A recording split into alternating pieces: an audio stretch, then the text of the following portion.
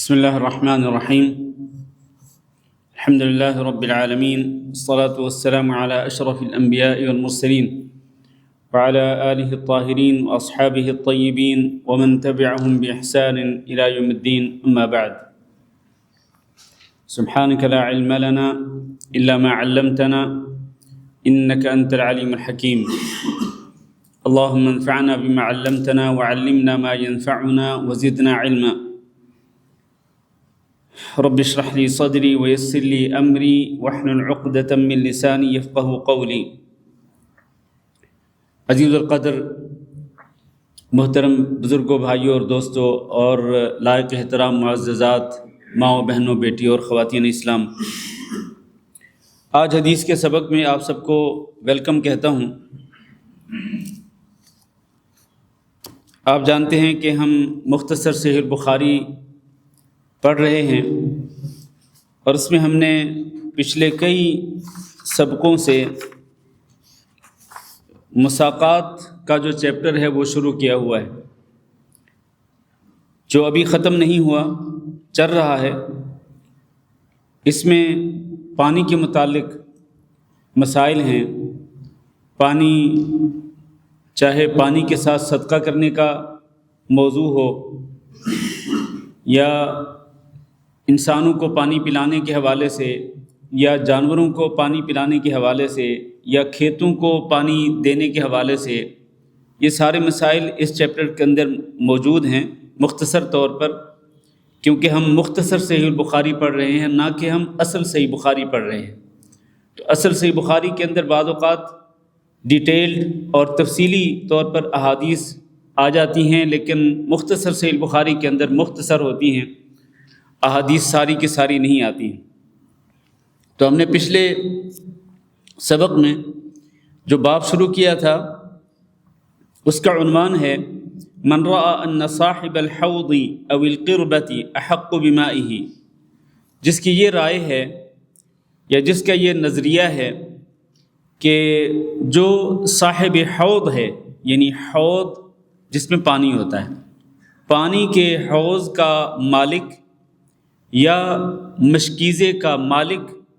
زیادہ حق رکھتا ہے اس پانی کا جو کہ اس حوض کے اندر ہے یا اس مشکیزے کے اندر ہے. یعنی انسان نے اگر حوض بنایا ہوا ہو، جیسے کہ پہلے دور کے اندر حوض بناتے تھے، آج تو کہیں کہیں حوض نظر آتے ہیں. تو آج جدید دور ہے، تو جدید وسائل اختیار کرتے ہوئے آج پانی استعمال کرنے کے طریقے وضع کر لیے گئے ہیں. نئے نئے طریقے جو ہیں وہ استعمال کیے جاتے ہیں پانی پینے کے، پلانے کے، حیوانوں کو یا اسی طرح کھیتوں کو، مختلف طریقے ہیں. تو یہاں امام بخاری رحمہ اللہ یہ ثابت کرنا چاہتے ہیں کہ جس کا حوض ہو یا جس کا مشکیزہ ہو، حوض میں بھی پانی کو سٹور کیا جاتا ہے اور مشکیزے میں بھی پانی بھر کے رکھا جاتا ہے، سٹور کیا جاتا ہے. خاص طور پر اس دور کے اندر لوگ مشکیزے بھر بھر کے لاتے تھے وہاں سے جہاں پر پانی ہوتا، چاہے کنواں ہوتا، چاہے چشمہ ہوتا، یا پانی کا جو بھی وسیلہ ہوتا، وہاں سے مشکیزے بھر بھر کے لاتے تھے اور پھر اس مشکیزے سے پانی کو اپنی ضرورت کے مطابق استعمال کرتے تھے. ظاہر ہے کہ اس دور کے اندر یہ جدید وسائل نہیں تھے جو آج ہیں. جیسے کہ آج تو ہر گھر کے اندر موٹر پمپ لگا ہوا ہے، یا آج مختلف ملکوں کے اندر گورنمنٹ جو ہے وہ پانی پہنچاتی ہے، ہر گھر کے اندر پانی پہنچاتی ہے. یہ وسائل اس دور کے اندر نہیں تھے. تو ہر گھر والوں کو اپنے اپنے طریقے سے پانی استعمال کرنے کی جو ضرورتیں ہوتی ہیں، وہ ضرورتیں پوری کرنے کے لیے ان کو اپنے اپنے طریقے اختیار کرنے پڑتے. ان میں سے ایک طریقہ مشکیزے بھر کے لانا. تو جو شخص مشکیزہ بھر کے لایا ہو، اس کے اندر جو پانی ہے وہ خود اس کا زیادہ حقدار ہے، اور اس کے گھر والے زیادہ حقدار ہیں، اس کے اہل و عیال زیادہ حقدار ہیں کہ اس پانی کو استعمال کریں. چاہے کہ اس کے پڑوسی یا دیگر عام لوگ جو ہیں وہ اس کے زیادہ حقدار ہونے کا دعویٰ کریں. نہیں، کوئی اس طرح کسی کی چیز پر اپنا دعویٰ نہیں کر سکتا ہے. ظاہر ہے جو بندہ مشکیزہ بھر کے لاتا ہے پانی کا، تو وہ اسی لیے لاتا ہے کہ وہ اس کے ساتھ اپنی ضرورت کو پورا کرے، اپنے گھر والوں کی ضرورت کو پورا کرے. اسی طرح حوض کا معاملہ ہے. تو امام بخاری رحمہ اللہ اس باب کے اندر یہی مسئلہ ثابت کرنا چاہتے ہیں۔ اس میں امام بخاری نے جو پہلی حدیث ذکر کی وہ حوض کوثر کے بارے میں، تو اس کے جو مختصر الفاظ ہیں، ویسے تو حوض کوثر کے حوالے سے بہت ساری احادیث ہیں، بلکہ صحیح بخاری جو اصل ہے اس کی کتاب الرقاق کے اندر جو حوض کوثر کا جو باب ہے اس کے اندر 20 احادیث ہیں جو ہم نے کتاب الرقاق کورس کے اندر پڑھی ہوئی ہیں۔ ابھی ہم نے لاسٹ ویک میں یا اس سے پہلے ہم نے وہ کتاب الرقاق آن لائن جو کورس کیا اس میں ہم نے وہ باب پڑھا، تو 10-20 حدیثیں اس کے اندر۔ لیکن یہاں جو حدیث ذکر کی امام بخاری رحمہ اللہ نے وہ مختصر ہے کہ نبی کریم صلی اللہ علیہ وسلم نے فرمایا کہ اس ذات کی قسم جس کے ہاتھ میں میری جان ہے، میں اپنے حوض سے، اب دیکھیں نبی صلی اللہ علیہ وسلم حوض کی نسبت اپنی طرف کر رہے ہیں، کیونکہ یہ حوض نبی صلی اللہ علیہ وسلم کو خصوصی طور پر دیا جائے گا جو کہ حوض کوثر کے نام سے ہوگا۔ اللہ نے بھی قرآن مجید میں ارشاد فرمایا کہ انا اعطیناک الکوثر، ہم نے ہی آپ کو حوض کوثر عطا کیا۔ تو یہ اللہ رب العزت کی عطا کردہ نہر کوثر ہے یا حوض کوثر ہے۔ آپ فرماتے کہ میں اپنے حوض سے کئی لوگوں کو پیچھے ہٹاؤں گا، کئی لوگوں کو میں پیچھے ہٹاؤں گا۔ یہ اس بات کی دلیل ہے کہ ایک بندہ جو حوض کا مالک ہو نا، وہ چاہے تو کسی کو اس حوض سے پانی پینے کی اجازت دے اور چاہے تو وہ کسی کو اجازت نہ دے، کیونکہ وہ اس کا مالک ہے۔ یہی بات امام بخاری ثابت کرنا چاہ رہے ہیں کہ جو بندہ حوض کا مالک ہوتا ہے تو وہ اس کا زیادہ حق رکھتا ہے۔ لہٰذا نبی کریم صلی اللہ علیہ وسلم قیامت کے دن کئی لوگوں کو جو کہ آپ کے حوض کوثر کی طرف آ رہے ہوں گے، آپ ان کو پیچھے ہٹا دیں گے، اور وہ وجہ آپ جانتے ہیں کہ کیوں پیچھے ہٹایا جائے گا۔ ان کو چاہے نبی صلی اللہ علیہ وسلم خود ہٹائیں گے یا فرشتے ان کو پیچھے ہٹائیں گے۔ آج کے خطبہ جمعہ میں ہم اس کی وجہ بھی بیان کر چکے ہیں کہ اس کی وجہ کیا ہوگی۔ تو آپ فرماتے ہیں کہ میں اپنے حوض سے کئی لوگوں کو پیچھے ہٹاؤں گا، دور ہٹاؤں گا، کما تزاد الغریبۃ من الابل عن الحوض، جیسا کہ اونٹوں میں سے ایک اجنبی اونٹ جو ہوتا ہے اس کو پیچھے ہٹا دیا جاتا ہے، یعنی وہ کسی کا ہوتا ہے تو اس کو پیچھے ہٹا دیا جاتا ہے، اور جو اپنے اونٹ ہوتے ہیں، جو اپنے جانور ہوتے ہیں، ان کو حوض کے قریب آنے دیا جاتا ہے۔ مالک ان کو اپنے حوض کے قریب آنے دیتا ہے کہ یہ میرے جانور ہیں تو میرے حوض سے یہ پانی پی سکتے ہیں۔ تو اس حدیث سے یہی مسئلہ ثابت ہو رہا ہے کہ ایک بندہ جس حوض کا مالک ہو،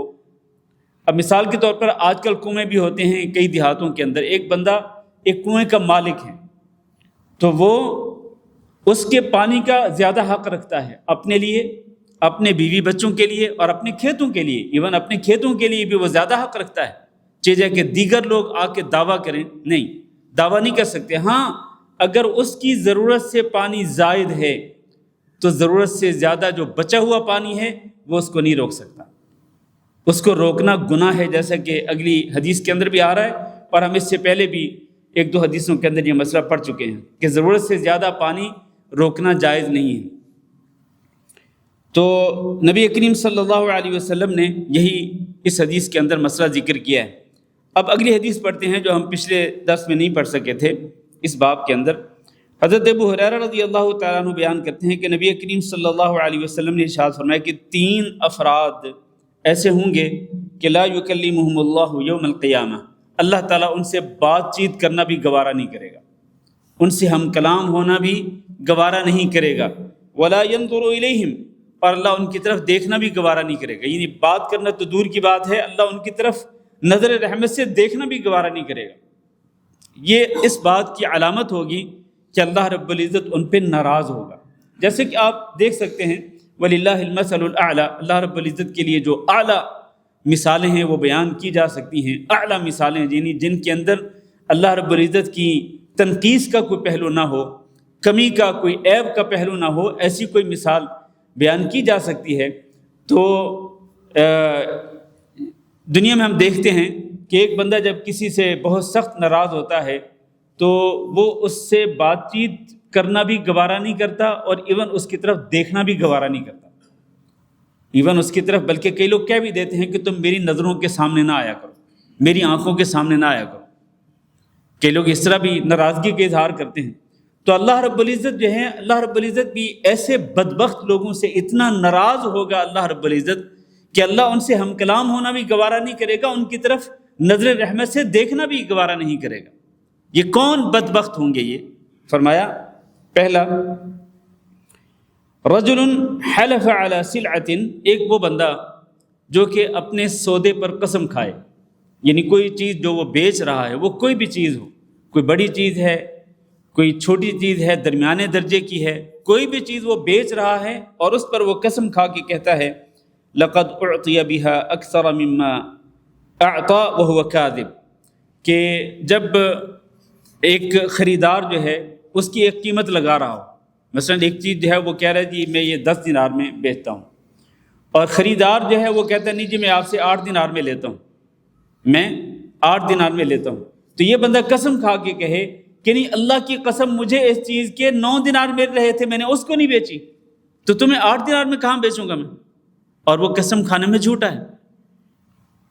قسم کھانے میں جھوٹا ہے، وہ 9 دینار کی کوئی بھی نہیں لے رہا تھا، لیکن وہ جھوٹی قسم کھا کے کہہ رہا ہے کہ اللہ کی قسم مجھے تو اتنے مل رہے تھے لیکن میں نے اس کو نہیں بیچی، تو تمہیں اس سے کم پیسوں میں کیسے بیچ دوں میں؟ جیسے کہ آج کل ہوتا ہے، اور یہ تو عام بات ہے، یہ بازاروں میں آپ چلے جائیں جہاں پر چیزوں کی بولیاں لگتی ہیں، آپ گاڑیوں کے یہ جو سوق الحراج ہے، یہ سوق السیارات ہے، وہاں چلے جائیں تو ایک بیچنے والا جو انسان، گاڑی بیچنے والا جو انسان ہے، وہاں پر چونکہ بولیاں لگتی ہیں تو کئی لوگ جو ہیں وہ جھوٹی قسمیں کھا جاتے ہیں، اللہ کی قسم اگر آپ کہتے ہیں کہ یہ گاڑی اس کی میں آپ کو 1000 دینار دیتا ہوں، وہ کہے گا قسم کھا کے کہے گا اللہ کی قسم مجھے اس کے 1200 مل رہے تھے لیکن میں نے نہیں بیچی، تو تمہیں 1000 میں کیسے بیچ دوں؟ تو اس قسم کا جو بدبخت انسان ہے جو جھوٹی قسم کھا کے غلط بیانی کر کے جھوٹ بول کر اپنی چیز کو بیچتا ہے، وہ ہو سکتا ہے چند دینار چند پیسے کما لے، وہ ہو سکتا ہے کچھ پیسے کما لے گا وہ، لیکن ایسے جھوٹی قسم کھا کے جو پیسے وہ کمائے گا ان کا کیا فائدہ ہے؟ ان کے اندر کوئی برکت نہیں ہوگی، کیونکہ یہ حدیث ہے ہم پہلے پڑھ چکے ہیں، وہ اسی سے مختصر سے بخاری میں کہ کتاب البیوع کے اندر ہم پڑھ چکے ہیں خرید و فروخت کے مسائل میں، کہ نبی کریم صلی اللہ علیہ وسلم نے فرمایا کہ جو دو خرید و فروخت کرنے والے لوگ جو ہیں اگر وہ سچ بولیں اور ہر چیز کو کھول کر بیان کر دیں تو ان کی بیع کے اندر کیا ہوتا ہے؟ برکت ڈال دی جاتی ہے، اور اگر وہ دونوں جھوٹ بولیں یا ان میں سے کوئی ایک جھوٹ بولے تو اس کی بیع میں برکت اس کی مٹا دی جاتی ہے، اس کی برکت مٹا دی جاتی ہے جھوٹ کی وجہ سے۔ اگر دونوں جھوٹ بولیں گے تو دونوں کے اس ڈیل کے اندر برکت کو مٹا دیا جائے گا، ان میں سے ایک اگر سچ بول رہا ہے دوسرا جھوٹ بول رہا ہے تو جو جھوٹ بول رہا ہے اس کے لیے وہ جو بیع ہے وہ باعث برکت نہیں بلکہ اس کی بیع سے برکت کو مٹا دیا جائے گا۔ تو یہاں نبی کریم صلی اللہ علیہ وسلم نے فرمایا کہ جو شخص جھوٹی قسم کھا کر یہ کہے کہ اللہ کی قسم مجھے تو اتنے مل رہے تھے جتنا تم دے رہے ہو اس سے بھی زیادہ مل رہے تھے لیکن میں نے اتنے میں وہ چیز نہیں بیچی، اور وہ جھوٹا ہو، تو قیامت کے دن اللہ رب العزت اس کی طرف دیکھنا بھی گوارہ نہیں کرے گا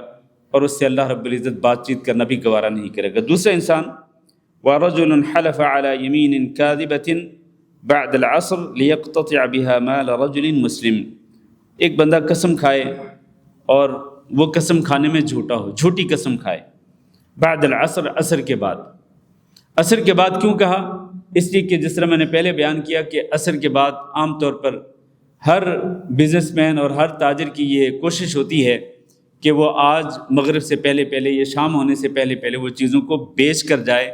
اور جو سامان اس کے پاس موجود ہو تو وہ یہ نہیں چاہتا کہ وہ چیز اس کو گھر لے کر کے جائے، خاص طور پر جو فریش چیزیں ہوتی ہیں، مثلا فریش فروٹ ہیں یا فریش ویجیٹیبلز ہیں، سبزیاں وغیرہ ہیں، تو بندہ یہ نہیں چاہتا ہے، بیچنے والا یہ نہیں چاہتا کہ وہ ان چیزوں کو واپس گھر میں لے کے جائے، خاص طور پر اگر سٹور کرنے کا کوئی ذریعہ نہ ہو اس کے پاس تو ظاہر ہے وہ کل تک جب چیزیں وہ لے کے آئے گا تو وہ بسیدہ ہو چکی ہوں گی، پھر لوگ نہیں خریدیں گے۔ تو بندہ نقصان سے بچنے کے لیے کیا کرے؟ وہ عصر کے بعد قسم کھا کے جھوٹی قسم کھا کے وہ یہ کہے کہ اللہ کی قسم یہ چیز میں نے اتنے میں خریدی ہے، جبکہ اس نے اس سے کم پیسوں میں خریدی ہوئی۔ تو جو بندہ سنے گا کہ یہ بندہ قسم کھا رہا ہے وہ اس کو مان جائے گا، اس کی بات کی تصدیق کرے گا اور کہے گا چلو ٹھیک ہے جی، جتنی میں آپ دیتے ہیں میں آپ سے خریدنے کے لیے تیار ہوں۔ تو یہ قسم کھاتا ہے کیوں؟ لِيَقْتَطِعَ بِهَا مَالَ رَجُلٍ مُسْلِمٍ، کسی مسلمان آدمی کے مال کو ہضم کرنے کے لیے۔ کسی مسلمان آدمی کے مال کو ہتھیانے کے لیے جھوٹی قسم کھاتا ہے، تو یہ بدبخت انسان ان 3 افراد میں سے ایک ہے کہ جن سے اللہ رب العزت قیامت کے دن نہ بات کرے گا اور نہ ہی اللہ تعالیٰ ان کی طرف دیکھے گا۔ تیسرا انسان جس کا اس باب سے تعلق ہے، وہ کیا ہے؟ وَرَجُلٌ مَنَعَ فَضْلَ مَائِهِ، وہ انسان جو کہ اپنا بچا ہوا پانی روک لے، یعنی اس کی ضرورت سے زیادہ بچا ہوا پانی ہے، نہ اس کو ضرورت ہے، نہ اس کے اہل و عیال کو ضرورت ہے، نہ اس کے جانوروں کو ضرورت ہے، نہ اس کے کھیتوں کو ضرورت ہے، بچا ہوا پانی ہے، لیکن یہ روک لیتا ہے، آگے پڑوسی کو نہیں دیتا۔ وہ پڑوسی جس کی زمین اس کی زمین کے ساتھ ملی ہوئی ہے، یا وہ انسان، اس کے بھی جانور پیاسے ہیں، جس طرح اس کے جانور پیاسے تھے، یہ اپنے جانوروں کو پانی اس نے پلایا اپنے ہی کنویں سے یا اپنے حوض سے یا اپنے جو بھی اس کے پاس وسیلہ تھا پانی کا، لیکن وہ جو دوسرا انسان ہے اس کے بھی جانور ہیں، وہ بھی پانی پینا چاہتے ہیں، تو اس نے پانی کو روک لیا، ضرورت سے زائد پانی کو اس نے روکا۔ فیقول اللہ، تو اللہ تعالیٰ قیامت کے دن اس بندے کے بارے میں اس بندے سے کہے گا، الیوم امنعک فضلی، آج کے دن میں اپنے فضل کو تم سے روک رہا ہوں، میرے فضل سے تم محروم ہو جاؤ گے، میری مہربانی سے تم محروم ہو جاؤ گے۔ اور آپ کو پتہ ہے نا کہ اللہ تعالیٰ کے فضل سے محروم ہونے کا مطلب کیا ہے؟ کہ وہ شخص جہنم رسید ہو جائے گا، کیونکہ جس نے جنت میں جانا ہے نا، اس نے اللہ کے فضل سے ہی جانا ہے، اور یہ حدیث بھی ہم پڑھ چکے ہیں، جس نے بھی جنت میں جانا ہے وہ اللہ کی رحمت اور اللہ کے فضل سے ہی جنت میں داخل ہوگا۔ تو اللہ رب العزت کے فضل سے محرومی کا مطلب کیا ہے؟ جس کو اللہ تعالیٰ فرما رہے ہیں کہ آج کے دن میں تم سے اپنے فضل کو روک رہا ہوں، یعنی تجھے اپنے فضل سے محروم کر رہا ہوں۔ محروم کرنے کا مطلب یہ کہ اللہ اس کو جہنم میں بھیج دے گا، والعیاذ باللہ، اس کو اللہ تعالیٰ جنت میں نہیں بھیجے گا۔ تو اللہ فرمائے گا کما منعت فضل ما لم تعمل یداک، جیسے کہ تم نے اس بچے ہوئے پانی کو روک لیا تھا کہ جس کو تیرے ہاتھوں نے نہیں بنایا تھا۔ پانی تو اللہ تعالیٰ نے پیدا کیا ہے نا، اللہ تعالیٰ نے پیدا کیا، تو اللہ تعالیٰ کے پیدا کیے ہوئے پانی کو بے شک تم اس کے مالک تھے، لیکن جو تیری ضرورت سے زیادہ بچا ہوا پانی تھا تو نے اس کو کیوں روکا؟ اس پانی کو روک کر تو نے اتنا بڑا جرم کیا کہ آج تو میرے فضل سے محروم ہو جائے گا۔ لہذا ضرورت سے بچا ہوا پانی انسان کو نہیں روکنا چاہیے، خاص طور پر ایسے علاقوں کے اندر کہ جہاں پر صاف پانی نہیں ملتا۔ آپ کے پاس اگر کوئی ذریعہ ہے کہ جس ذریعے سے آپ صاف پانی حاصل کر لیتے ہیں، اور وہ صاف پانی اتنا ہے جو آپ کی ضرورت سے بچ جاتا ہے، تو آپ کیوں روکتے ہیں اس پانی کو؟ اس پانی کو روکنے کا حق نہیں ہے۔ آپ وہ بچا ہوا پانی اپنے پڑوسیوں کو دیں، اپنے عام مسلمان بھائیوں کو، بہنوں کو دیں، تاکہ وہ بھی اس سے فائدہ اٹھائیں جس طرح آپ نے فائدہ اٹھایا، کیونکہ جس طرح یہ پانی آپ کی زندگی کے لیے ضروری ہے اور آپ کے اہل و عیال کے جینے کے لیے ضروری ہے، آپ کے حیوانات کے زندہ رہنے کے لیے ضروری ہے، اسی طرح ان کے لیے بھی ضروری ہے، ان کے زندہ رہنے کے لیے، ان کے جانوروں کی زندگی کے لیے، اور ایون ان کے کھیتوں کی زندگی کے لیے بھی اسی طرح پانی ضروری ہے جس طرح آپ کے لیے ضروری تھا۔ تو بچا ہوا، ضرورت سے زائد جو بچا ہوا پانی ہوتا ہے اس کو روکنا قطعاً درست نہیں ہے۔ تو اس حدیث سے یہ ثابت ہوتا ہے کہ بندہ اپنے حوض کا حقدار ہے، اپنے حوض کا حقدار ہے، اپنے کنویں کا حقدار ہے، اپنے مشکیزے کا حقدار ہے، اور کنویں کے اندر یا حوض کے اندر یا مشکیزے کے اندر جو پانی ہے اس کا وہ زیادہ حق رکھتا ہے۔ لیکن جب اس کی ضرورت سے زائد ہے پانی، چاہے وہ حوض میں ہو، کنویں میں ہو، وہ چاہے اس کے اندر مشکیزے میں ہو، یا آج کل جیسے کہ نلکے لگائے جاتے ہیں، ہینڈ پمپ لگائے جاتے ہیں، تو اگر آپ کی ضرورت سے زیادہ ہے پانی تو پھر آپ اس کو مسلمانوں سے نہیں روک سکتے، پھر مسلمانوں کو بھی استعمال کرنے کی اجازت ملنی چاہیے، جیسا کہ اللہ تعالیٰ نے آپ کو یہ نعمت عطا کی ہے۔ اگلا باب جو ہے وہ ہے چراہ گاہوں کے بارے میں۔ جیسے دیکھیں، چراہ گاہیں جو ہیں وہ دو قسم کی ہوتی ہیں۔ ایک تو وہ چراہ گاہ ہے جو کسی کی ملکیت ہے، یعنی کسی کی زمین جو ہے اس کی ملکیت ہے، وہ اس زمین کا مالک ہے۔ اس زمین کے اندر جو چراہ گاہ ہے اس کا حقدار کون ہے؟ وہی جو کہ اس کا مالک ہے۔ لیکن کچھ چراہ گاہیں ایسی ہوتی ہیں جو کہ سب کے لیے ہوتی ہیں، مشترکہ، وہ گورنمنٹ کی ملکیت ہوتی ہے، اور گورنمنٹ نے اجازت دی ہے کہ جو چاہے اپنے جانوروں کو اس زمین کے اندر، اس چراگاہ کے اندر جو بھی چرانا چاہے وہ چرا سکتا ہے، جیسے کہ پہاڑوں کے اوپر ہوتا ہے، جیسے کہ عام جو جگہیں ہوتی ہیں، تو عام جگہوں پر سارے کے سارے لوگ برابری کے طور پر، یعنی سب کا حق برابر ہوتا ہے، وہ اپنے جانوروں کو وہاں پر چرا سکتے ہیں۔ تو اس میں پھر کسی کو اپنا حق جمانے کی جو ہے وہ ضرورت نہیں ہے کہ اپنا انسان اپنا حق جمائے کہ نہیں یہ میری یہ جو زمین ہے نا اس پہ میں ہی اپنے جانوروں کو چرا سکتا ہوں، آپ کو کوئی حق نہیں، وہ تو عام زمین ہے، گورنمنٹ کی زمین ہے، اور گورنمنٹ نے سب کو اجازت دی ہوئی ہے، تو پھر کسی شخص کو بھی وہاں پر اپنا حق جمانے کی ضرورت نہیں ہے۔ یہ باب ہے لا حما الا للہ و رسولہ، کوئی چراگاہ نہیں مگر اللہ کے لیے اور اللہ کے رسول صلی اللہ علیہ وسلم کے لیے، یعنی جو عام چراگاہیں ہیں وہ اللہ کے لیے اور اللہ کے رسول کے لیے ہیں، لہذا ہر اللہ کو ماننے والا اور ہر اللہ کے رسول کو ماننے والا اس کو حق حاصل ہے کہ وہ اس چراگاہ سے فائدہ اٹھائے اور اپنے جانوروں کو اس میں وہ چرا سکتا ہے۔ عن الصعب بن جثامة رضی اللہ عنہ قال ان رسول اللہ صلی اللہ علیہ وسلم قال لا حما الا للہ ولرسولہ صلی اللہ علیہ وسلم۔ صعب بن جثامہ رضی اللہ تعالیٰ عنہ کہتے ہیں کہ رسول اکرم صلی اللہ علیہ وسلم نے ارشاد فرمایا کہ کوئی چراگاہ نہیں مگر صرف وہ چراگاہ جو اللہ کے لیے ہو اور جو اللہ کے رسول صلی اللہ علیہ وسلم کے لیے ہو، جیسے کہ جنگلات کے اندر چراگاہیں ہوتی ہیں، پہاڑوں کے اندر ہوتی ہیں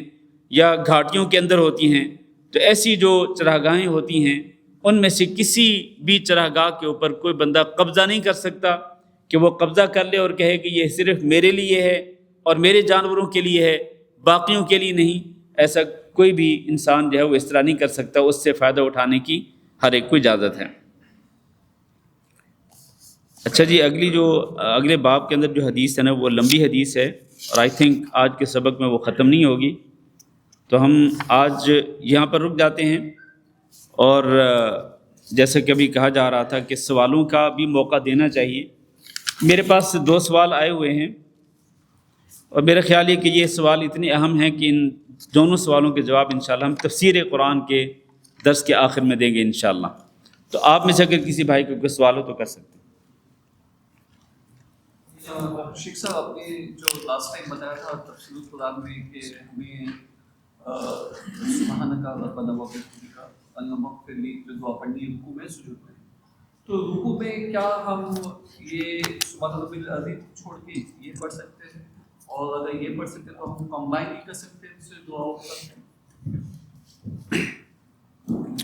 آپ نے بڑا اچھا سوال کیا ہے۔ جیسا کہ آپ کو معلوم ہے کہ پچھلے درس میں ہم نے سورۃ النصر کی تفسیر میں یہ ذکر کیا تھا کہ اذا جاء نصر اللہ والفتح، یہ جو صورت ہے اس کے نازل ہونے کے بعد حضرت عائشہ رضی اللہ تعالیٰ عنہ کی روایت کے مطابق رسول اکرم صلی اللہ علیہ وسلم کوئی نماز نہیں چھوڑتے تھے جس میں آپ صلی اللہ علیہ وسلم یہ دعا نہیں پڑھتے تھے، اور وہ دعا کون سی ہے؟ سبحانک اللہم ربنا و بحمدک اللہم اغفر لی۔ تو آپ صلی اللہ علیہ وسلم ہر نماز کے اندر یہ دعا پڑھتے تھے، اور دوسری روایت میں ہے کہ ہر نماز کے رکوع اور سجدے میں نبی صلی اللہ علیہ وسلم یہ دعا پڑھتے تھے۔ تو لہٰذا یہ دعا میں نے پچھلے جمعہ کے درس میں بھی اپیل کی تھی، آپ حضرات سے ریکویسٹ کی تھی کہ آپ یہ دعا ضرور یاد کریں، اور آپ میں سے کئیوں نے یاد کی ہوگی، جن کو یاد نہیں وہ ان سے بھی ریکویسٹ ہے کہ وہ یہ دعا یاد کر لیں اور اس دعا کو بار بار پڑھا کریں۔ یہ دعا بہت ہی عظیم دعا ہے، سبحانک اللہم ربنا و بحمدک اللہم اغفر لی۔ بھائی نے جو سوال کیا کہ کیا رکوع اور سجدے میں جو عام دعا پڑھی جاتی ہے، رکوع میں سبحان ربی العظیم اور سجدے میں سبحان ربی الاعلیٰ، تو کیا اس کی جگہ پہ یہ دعا؟ جی بالکل، ان دعاؤں کی جگہ پہ آپ یہ دعا ہی پڑھ سکتے ہیں، یعنی اکیلی صرف یہی دعا پڑھ سکتے ہیں رکوع میں بھی اور سجدے میں بھی، سبحان ربی العظیم کی بجائے اور سبحان ربی الاعلیٰ کی بجائے آپ یہی دعا پڑھ سکتے ہیں۔ اور اگر آپ دونوں دعائیں ملا کر پڑھنا چاہیں، سبحان ربی العظیم بھی پڑھیں اور یہ دعا سبحانک اللہم ربنا و بحمدک اللہم اغفر لی پڑھیں رکوع کے اندر، اور سجدے میں سبحان ربی الاعلیٰ اور اس کے ساتھ یہ دعا سبحانک اللہم ربنا و بحمدک اللہم اغفر لی، تو یہ 2 دعائیں، اور ایون اس کے علاوہ بھی کئی اور دعائیں بھی ہیں جو نبی صلی اللہ علیہ وسلم سے ثابت ہیں، رکوع کے اندر بھی اور سجدے کے اندر بھی متنوع دعائیں ہیں، کئی دعائیں ہیں. تو ہونا یہ چاہیے کہ ہمیں وہ دعائیں یاد ہوں، خصوصاً نماز کی تمام دعائیں ہمیں یاد ہونی چاہیے، رکوع اور سجدے کی تمام دعائیں ہمیں یاد ہونی چاہیے. اچھا، یہ جو تکبیر تحریمہ کے بعد جو دعا ہوتی ہے وہ کوئی ایک دعا نہیں ہے، وہ کئی دعائیں ہیں جو نبی صلی اللہ علیہ وسلم سے ثابت ہیں، لیکن اکثر لوگوں کو بس ایک ہی دعا مشکل سے یاد ہوتی ہے، وہ سبحانک اللہم و بحمدک، حالانکہ اور کئی دعائیں ثابت ہیں. تو کوشش یہ کرنی چاہیے کہ زیادہ سے زیادہ دعائیں یاد کریں، اور وقتاً فوقتاً ٹائم ٹو ٹائم انسان چینج کرتا رہے ان دعاؤں میں سے، کبھی یہ پڑھ لیں، کبھی وہ پڑھ لیں، کبھی وہ پڑھ لیں. اس سے کیا ہوتا ہے؟ اس سے فائدہ یہ ہوتا ہے کہ آپ کی توجہ نماز کی طرف رہتی ہے. ورنہ ہوتا کیا ہے، ایک بندے کی زبان پہ اگر یہی ایک دعا ہی پکی ہوئی ہو، اس نے رٹی ہوئی یہ دعا کہ جب رکوع میں جانا ہے سبحان ربی العظیم پڑھنا ہے، جب سجدے میں جانا ہے تو سبحان ربی الاعلیٰ پڑھنا ہے، تو پھر کیا ہوتا ہے؟ نقصان یہ ہوتا ہے کہ وہ آٹومیٹک مشین کی طرح وہ پڑھتا چلا جاتا ہے اور اس کو پتہ بھی نہیں ہوتا کہ وہ کیا پڑھ رہا ہے. تو توجہ رہتی ہے اگر آپ دعائیں چینج کر کے مختلف دعائیں پڑھیں گے تو ان کی وجہ سے آپ کو نماز کے اندر خشوع و خضوع حاصل ہوگا. جزاکم اللہ خیر.